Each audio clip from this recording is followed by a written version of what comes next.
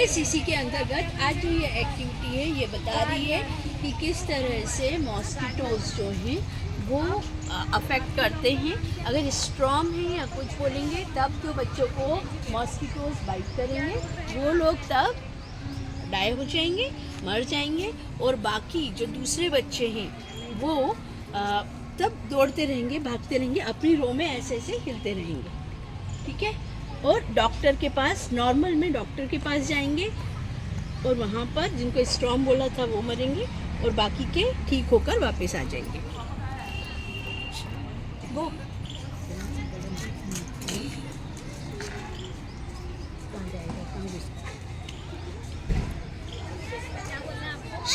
Doctor के पास आइए, जिसको मॉस्किटो ने कट किया है डॉक्टर के पास आए, फास्ट, स्ट्रॉन्ग स्ट्रॉन्ग।